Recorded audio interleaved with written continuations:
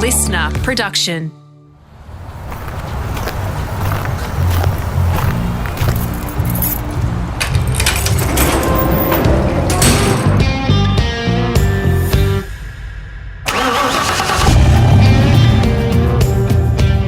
G'day, it's Rusty here, all set for part 2 of my podcast with Ryan Walkinshaw. Like racing, this one is a bit of a sprint compared to other eps, so we will do another catch-up with him further down the track. There is some great stuff in part 1, so if you haven't checked it out yet, jump back to the Rusty's Garage library and hit the start button. Why Monaco isn't quite ready for his crazy Bathurst hair, the different approach he takes to management compared to his famous father, and we reminisce about a cool car from the 80s that he has a soft spot for. There's even some audio from the Channel 7 archive in there that they kindly gave us. We begin part 2 by talking about star driver Chaz Mostert and the mission to lure him to the Walkinshaw Andretti United outfit. His character and his focus on what he wants to achieve and is really what drove us towards Chaz. And I've known Chaz ever since he was in Super 2, right? So I've known him for a long time. I've seen him develop. I've always liked him. I've always thought he was a good driver. I always thought he was a very quick driver that made too many mistakes. But as he's got older, he's really refined himself into a real potential championship winning driver. And it was actually a couple of years before we ended up getting Chaz. I was with Dave Ellis, who was his manager, I think, at the time. And I was at Gold Coast, and I asked him, I said, "When's Chaz off contract?" He's like, "Oh, what are you guys interested in? You've got another 2 years with your drivers." I'm like, yeah, but I just want to know. He's like, I still got a couple of years left. I was like, okay, well, I'm just going to make sure that you understand that Chaz is going to drive for my team in 2 years' time. He's like, oh, yeah, we'll see, and all that sort of stuff. I was like, no, we're going to get him in our team. It took a little bit of convincing. I mean, we still weren't where we are today back then, and there was still a lot of work that we needed to do, but I met with Chaz a couple of times and explained to him what the vision was, and we got Michael and Zach to meet with him as well, and they managed to sell the dream as well and explain what our hopes and dreams were and what our ambitions were, and more importantly, I think how we were going to do it. And Chaz got it, and we were under some pretty stiff competition. There was another very successful outfit at the time that had some big Shell logos on their cars that were chasing Chaz as well quite aggressively, and it was definitely not easy convincing a driver to come to our team when you've got at the time the number one team in pit lane having a big crack at him as well. But Chaz, the demonstration of his character, which is exactly one of the reasons we wanted him, was he didn't want to just go and sit in a car that was already winning, and everyone just sits there and says, he's in the championship winning car, of course he's going to be fast. He wanted to come to a team and build a story because he thinks there's more value in that, and I agree. And that's what he's doing. He's a great leader in the team. He's a good character. He doesn't take life too seriously, and he's a great role model for kids, and that's exactly what we want our team to be. We don't want to be the serious, boring, antiseptic team. We want to be the team that people realise is a team that people actually enjoy going racing in. I think that's quite important, and I think that there's some longevity in that, which will hopefully stand the test of time. And as a character, what he demonstrates, what he is on the outside to the fans, I think is a pretty good demonstration of what we feel we are as a team on the inside.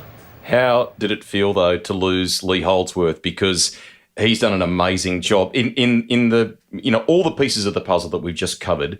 He did an amazing job during Bathurst week for you guys, didn't he? I mean, he's obviously gone for an opportunity to get back in a full-time sense now. But was that a hard one to swallow, or did you go with your blessing? No, to be honest, it wasn't hard at all. Lee's a great guy. He's been in our team as a main game driver before, and he did a fantastic job for us and helped us win Bathurst. And co-drivers do matter at Bathurst quite a lot, and Lee demonstrated just how important it is to get a good co-driver, and he did an absolutely incredible job, to be honest. So when he got the opportunity to go back into the main game, we went annoyed at all. We're actually very happy for him. So we had a contract for another year, but we just let him out of it and said, well done, dude, you deserve it. Go and have another crack at the main game, and that's what you should be doing. So we're happy for him. respect on the release, mate. That's cool. In the rebuild that you've talked about, I mean, the likes of Adam DeBore has come in. There are other people as well. You've ticked Bathurst. You've targeted other things you want to achieve.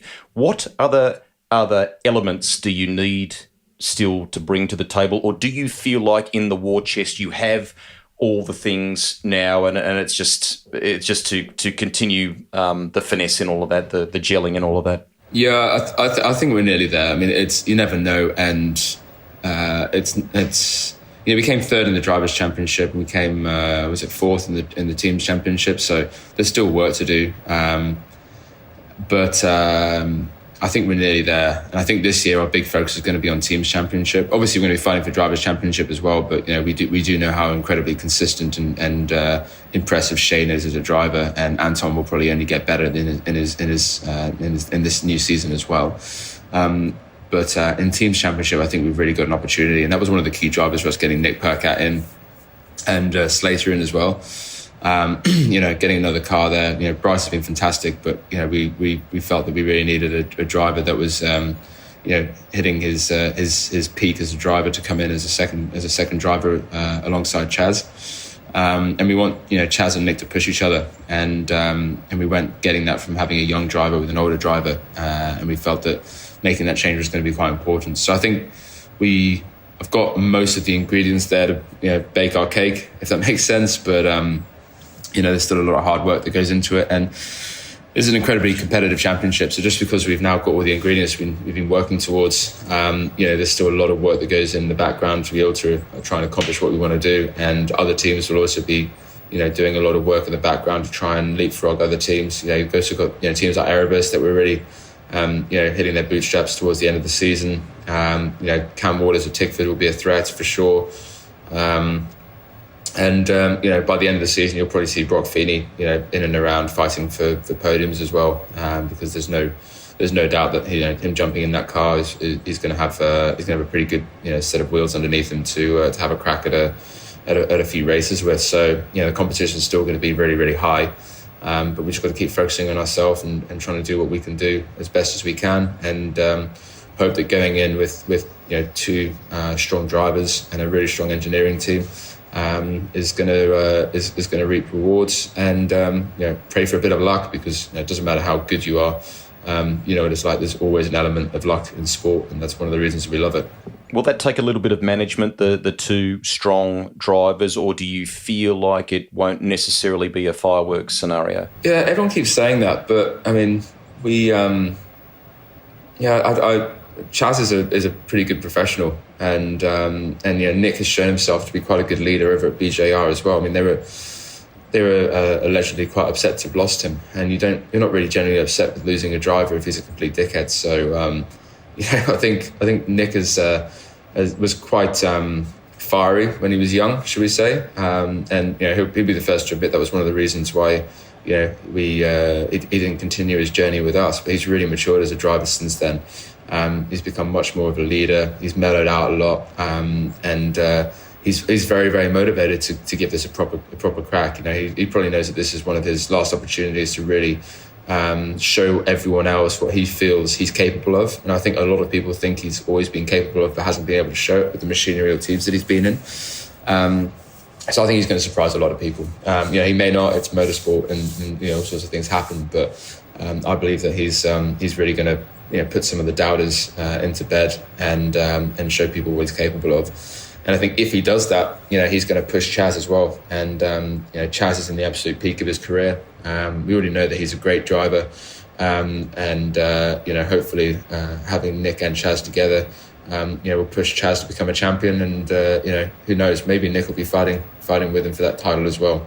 Sport's gone through a significant change in the last couple of months, obviously, from the sale of the business side of things, and the way that it is, the way that it operates now. What's your immediate impression of the new leadership group? What do you think, and what are you looking forward to as we move into this next phase as an owner, as a team owner? I think some reinvigoration and just a new plan and a new goals that we want to try to achieve as a championship. I think. With the previous ownership structure, I think got to a point where we've sort of felt a little bit in limbo with what the sport wanted to be going forward. With the exception of a few things like Gen 3, which, still probably wasn't as done as best as it could have been. And, was delayed several times, and partly COVID related, partly related to a few other different challenges. But I'm excited to see a new vision for what we want the sport to become. I think it's interesting that there's going to be a more natural alignment with some other motorsport categories in Australia, trying to essentially create a super category for supercars, alongside Seven as a supporting partner in Fox. I think there's some potential there if it's done right. It could be very, very, very impressive, and it could add additional value to the events and to the TV product that we sell to the customers.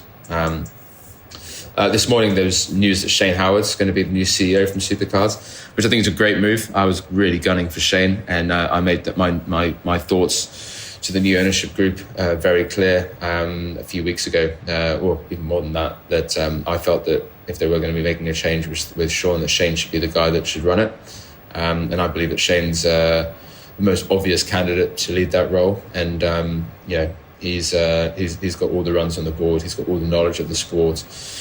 I would have been more concerned if they come in and put someone from ARG in charge, or put someone from outside of motorsport or the category in charge, because we've done that several times and it hasn't really always worked. I think Sean did a really, really good job through very challenging conditions, and I think James Warburton was very, very good as well. Before that, we had a few duds, and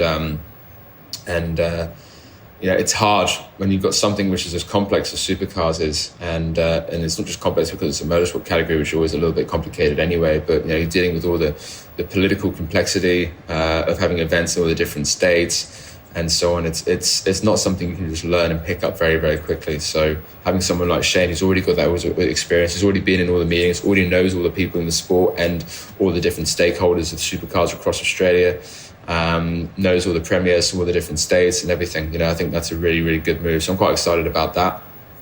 And I'm excited to see what happens with Gen 3. We've been racing these old donkeys around for quite a while, so I'm quite excited to see what happens next. And I think that the Camaro and the Mustang look really, really good. The Mustang is an obvious improvement on what the current Mustang looks like aesthetically, and bringing the Camaro in, Walkinshaw with a group that brought Camaro into Australia on the road car side of things. It's very nice to be able to see that that all that effort that went in the background over those years of selling them here has resulted in that being the first choice for GM to race in supercars as well. So I think that's going to be exciting to just have a nice refresh of the products of the cars that we're actually racing around. And who knows, maybe there'll be a couple more manufacturers that will be able to jump in now, with the new structure that we have in place with Gen 3 and the clarity that we now have over those regulations going forward.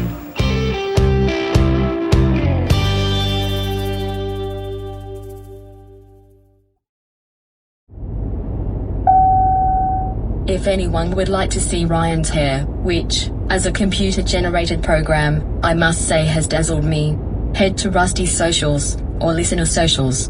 Be warned though, it's extremely blonde. And just for the record, I'm saying extremely in all caps.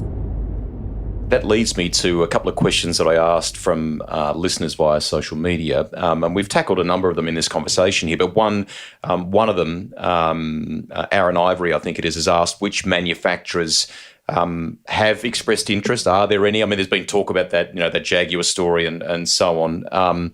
But can you see more manufacturers wanting to get involved based on what we saw unveiled at Bathurst, and what's the likelihood? It's hard because we've spoken to probably 6 manufacturers and we've got NDAs with all of them, so I can't tell you who they are. Okay, but that's fair enough. But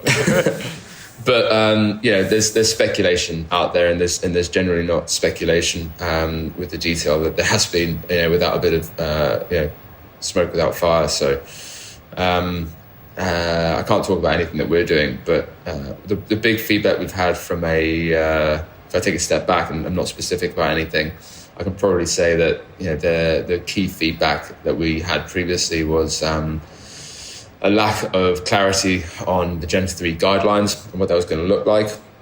That's now resolved. We know what Gen 3 is. We know what that's going to look like. We've now got 2 Gen 3 car prototypes zooming around. So that concern from a manufacturer perspective is now gone, or at least massively diminished.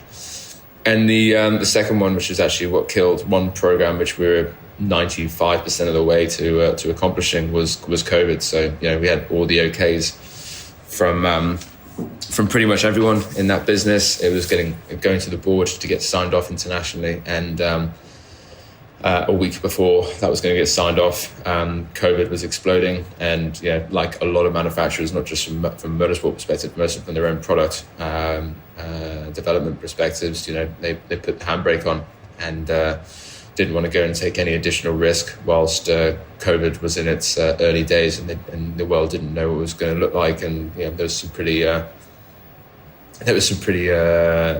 big concerns about how COVID was going to impact the world at that time. And understandably, they decided to go risk off. And to be honest, I would have probably done the same if I was them.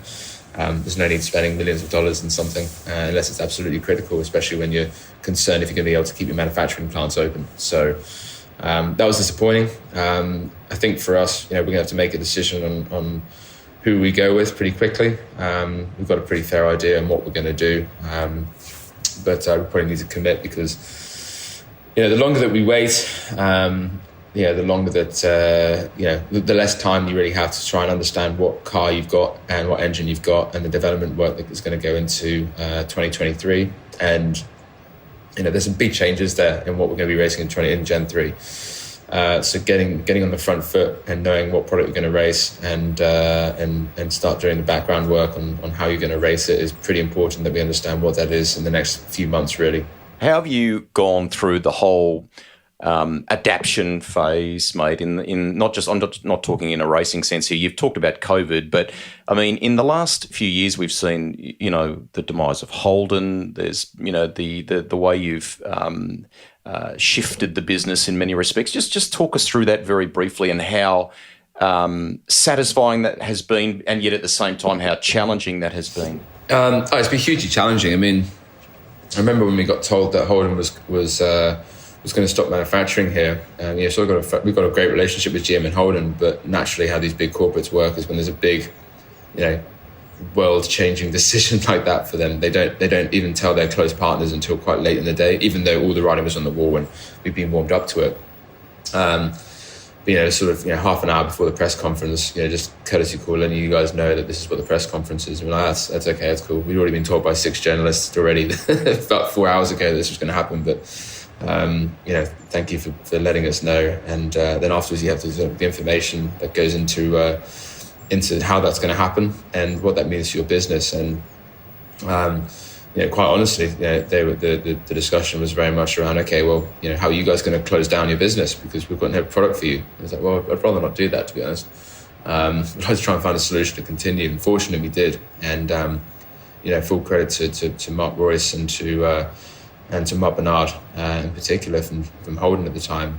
There's a lot of work that went into giving us the opportunity to continue our business, doing sports cat and doing the conversion work. And we'd already managed to demonstrate our capability there by already having done 3 years under our belt with RAM, and RAM already being a big success with our partnership with Tico and Neville Crichton. So, because we already had the runs on the board, I think they gave GM the confidence to let us do something to their cars that they've never let anyone do before. And from there, it's just continued growing. Now we've got VW as another partner. We'll have several more partnership announcements over the course of the next 18 months, which hopefully will surprise a few people. And the business has grown through a period of time when, to be honest, I think most people thought we were going to fall over. So we've grown from about 200 employees to over 1,000 employees now.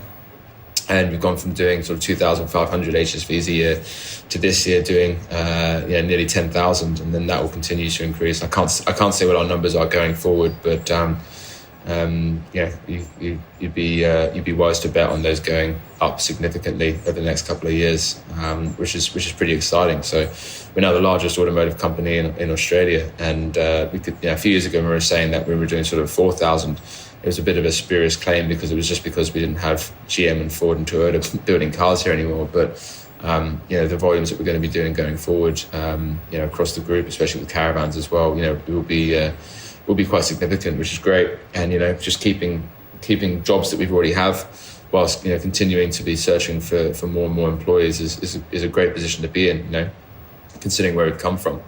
Most definitely. Some of that stuff might go hand in hand, but just give us a broad brush for a moment then in terms of how much time for you is automotive and how much time is racing, and what's the staffing that you must look after in total terms now? In total terms, we've got over 1,000 employees nearly. By the end of the year, that'll probably be closer to 1,100, 1,200. And my time is spelt wherever I'm needed. If things are running smoothly, my time I spend on a business becomes less, and I normally get pulled in when things are going wrong, as opposed to when things are going right. Because when things are going right, it's all gravy and it's nice and not relaxed, but it's everything's under control. It's things are relatively comfortable, and my time normally comes into things when there's challenges that need to be accomplished, and there's.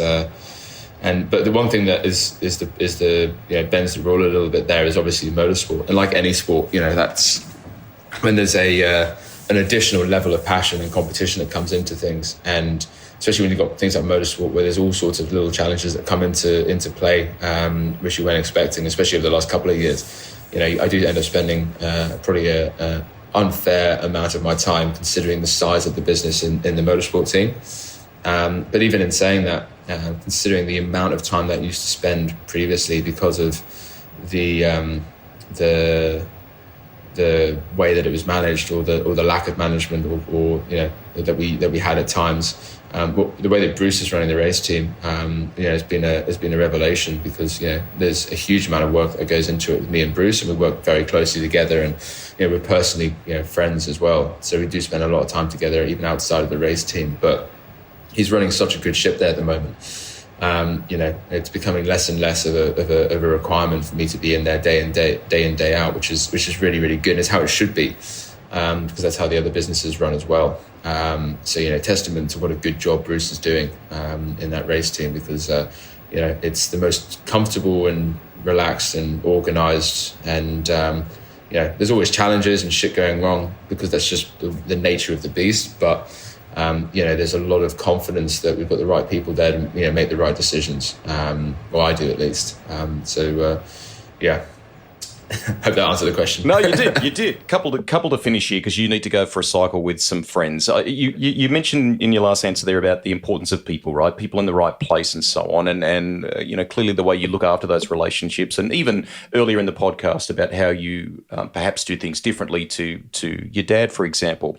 Even for me, Ryan, losing James Courtney, for example, as a driver from the squad, but you've kept a good relationship with him away from the track, it would seem. Did that go through a difficult period and you kind of worked it out, or was that something that you amicably walked away from, the pair of you?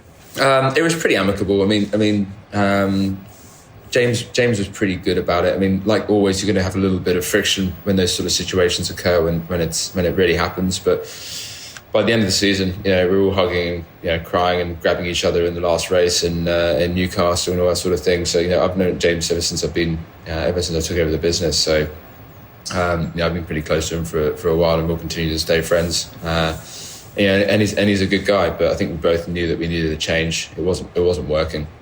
He just said the same thing, and he's gone and done some good stuff at Tickford since he's left, and we've obviously made a lot of changes at our place and have gone a different direction, have had some good success as well. So I think we both knew it was the right decision, but it doesn't change how you can remain and have a good relationship away from that. He's also one of the guys that was the first to sort of message us when we win Bathurst and say he was happy to see us win and stuff like that. So the relationship is still good there. To be honest, I think most people in supercars get on with each other. There's only a few dickheads that people don't like. I think most people are actually quite friendly with each other. So true.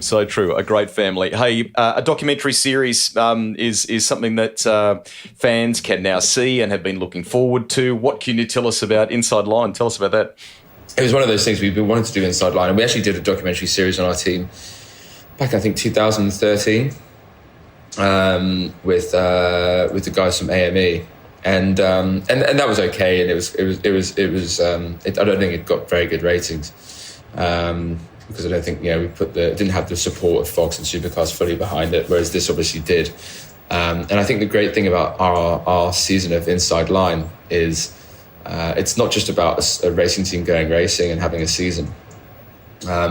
It turned into a story about how a racing team survives through the chaos of COVID, because we started filming 4 weeks before COVID started smashing the world, and the whole story is about how the team went through all the chaos and carnage that happened in that 2020 season and part of 2021. So it's a very, very cool documentary. It's now on YouTube, I think, as well. It's on the Supercars YouTube, I think.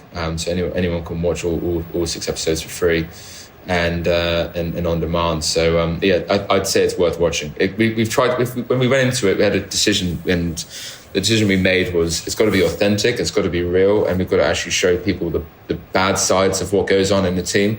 Because when you have that authenticity, people they respect and they understand what you're trying to achieve a lot better. It's when you try and cut things out that maybe put what you're saying, what you're doing in the background in a potentially negative light. I think people see right through that these days. People want to have authentic experience, and they want to see true fly on the wall, warts and all. And I think Drive to Survive does that quite well in Netflix, even if it's a little bit over dramatized sometimes. But you still see, when shit goes wrong, you still see firsthand, what the response is. And sometimes it's not pretty, but that's what people want to see. They don't want to have the antiseptic view of the world. They want to have the real, warts and all version of the world. And I think that's what we accomplished in Inside Line. We've given people exactly what you see is exactly what happens behind the scenes. And I think that's why it's been quite successful. We had some good feedback, because I think people appreciate the honesty and they respect that. Finally, do you have a little emotional attachment to that car that won Bathurst? You've talked about the business side of it, about pre-selling it and so on, but will you always look back with this sense of fondness about the machine now, knowing all the work that went into it by that group of people? And what has been for you the biggest driver in the fight back? Was it losing HRT to AAA? What was it that has driven this comeback? Well, for me, it's always been that I wanted to accomplish the same feats that my father has, and he was a competitive bastard, and so am I. So, he would be happy to know that I want to beat him as much as he probably would have wanted to beat me if I was in his position. So, I've still got a long way to go to do that, and because he was phenomenally successful in things, but. I don't want to be second best in anything that I do. So I've always wanted to do that, to make him proud, but also, to show people that I'm capable and can achieve some pretty cool things. But the car itself is obviously very special, and but at the same time, I don't fall in love with objects. I'm focused on running the business. You're always going to have an emotional attachment to it, but it's still just a car. What's the emotional attachment, and what I feel that went into that car is all the people in the team that created it and turned it into a machine that won that weekend. It's not just Chaz and Lee and Deborah, but it's all the mechanics, it's all the guys in the PR team, it's everyone around it. It's even people who are ancillary to the race team. There's a lot of human beings that go into turning that car into what it managed to accomplish. So I think the emotional attachment and the way that I feel is more of a pride in what they did to turn that car into what it was, as opposed to the machine itself, if that makes sense. The machine's only one part of the story, but the real story is the human beings behind it. Congratulations, mate. The win was mighty. It's been super to catch up with you. Thank you. We could talk for a lot longer. Best wishes for 2022 for you and the team. Keep up the fun stuff on socials. We love the jibes with Pete Adderton and all that stuff. But please promise us no mohawks, right? No mohawks. No, don't worry. Let Chaz know that. Yeah, cool. Take care. All Thanks right. again. Thank you very much.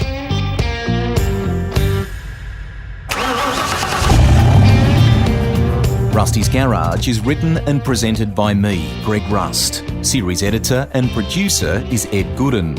Audio production by Darcy Thompson. If you've got a guest suggestion, get in touch with me via social media. The Garage. It's where a journey begins with a tank full of passion-fueled stories.